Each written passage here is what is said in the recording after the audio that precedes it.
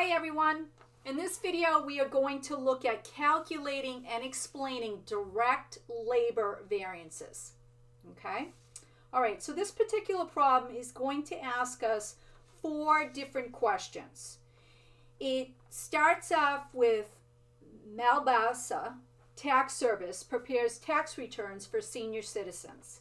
The standard in terms of direct labor time spent on each return is 4 hours. Okay, so each tax return, so I like to break these problems out.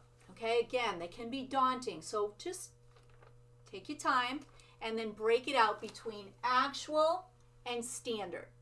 Okay, all right, so the actual, I go back to the problem and I read, and it says that they actually, so last month, 3,570 direct labor hours were used to prepare 900 tax returns. So 900 tax returns is an actual. Direct labor rate, this particular problem is going to make us figure that out. The direct labor hours, it told us that they worked last month, 3,570 direct labor hours were used to prepare the 900 returns. And then it gives us the actual wages. I'm going to show you, we'll use that later on. Okay? Standards, it tells me the direct labor standard wage rate is $16.50. That's going to go there. And then it says the standard in terms of time spent on each return is 4 hours. We have to do more work with that. We got to figure out the total number of hours. So the standard number direct labor hours, that total, we don't know yet. They're going to make us figure that out. Okay, so let's go back to the problem. What is the actual direct labor wage rate per hour paid last month? All right, so we're going to look at the particular problem, and we see that the total wage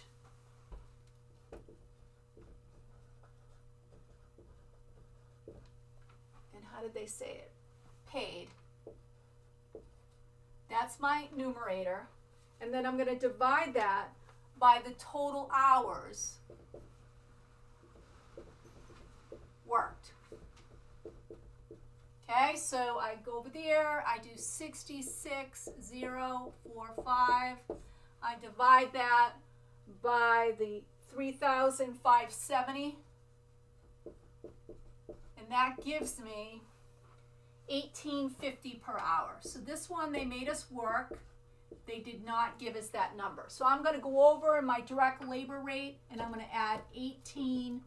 Okay? All right. Now, so the second part, I'm going to hold off on the standard to show you how to do that. All right. So let's go to number 2. What's the question? What is the direct labor rate variance? So this is only, number 2 is looking for the direct labor rate variance. So remember, here's this summary again. So I'm only going to do my direct labor rate variance. I'm going to recopy the equation. So actual hours is on the outside of the equation. Inside the parentheses is actual rate minus standard rate. Okay, I do out my math. Okay, so the actual rate per hour, well, the actual hours were 3,570, and then $18.50 minus my standard rate. They gave me the standard rate, $16.50. I subtract those. That gives me 2. And I've got 3,570. I'm going to stop, right? All right, I look. My actual rate was $18.50. The standard was $16.50. I paid more. That's going to be unfavorable. So 3,570 times 2 equals 7,140, and that will be a big U. Okay? But we're going to analyze this more.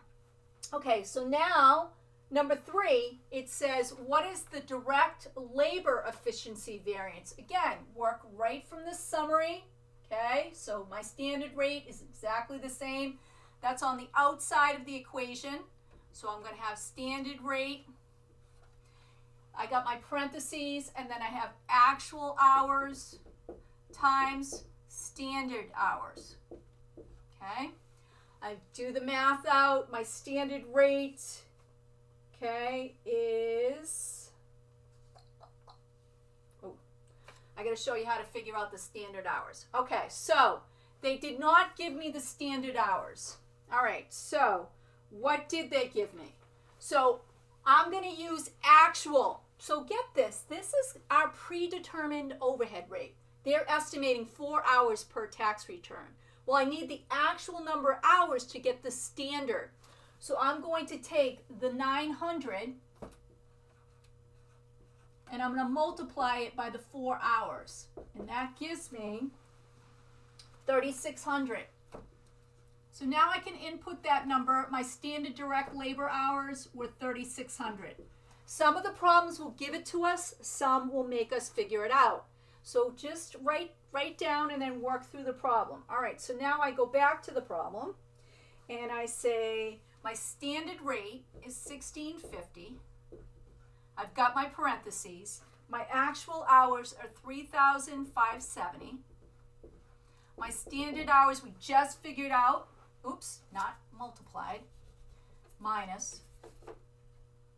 Everybody paying attention? All right, 3,570 minus 3,600. All right, so now I stop. Okay. Remember, you have to understand whether it's favorable or unfavorable. Okay, so this is the number of hours. Well, I thought it was going to take 3,600 hours, but my workers were great, and they did it in 3,570. They computed all those tax returns in 3,570. So that's going to be favorable. I take the difference between the two, 30, and then I'm going to multiply it by 1,650. I do that, and that equals 495, but that is favorable. Okay? All right, so what could be plausible reasons that you have this issue? You have unfavorable and favorable. Okay, so the unfavorable, all right, was you hired for the wage rate more experienced tax preparers or accountants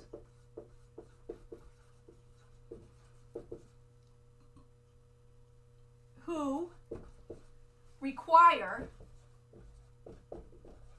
a higher pay rate. Okay? All right. So, in return, those accountants took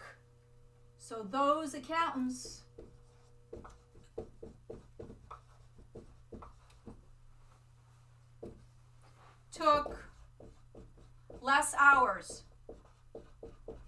to prepare the returns because they're more qualified.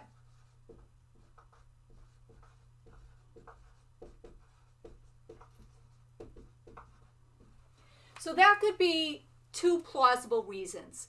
I want to make the point that it could be different reasons. You have to really do the investigation, but the bottom line is this breaks it down more, okay? It breaks it down that the labor rate was unfavorable, that the efficiency variance was favorable. So it allows management to investigate this even further. Okay? All right, so get in the lab, get that done.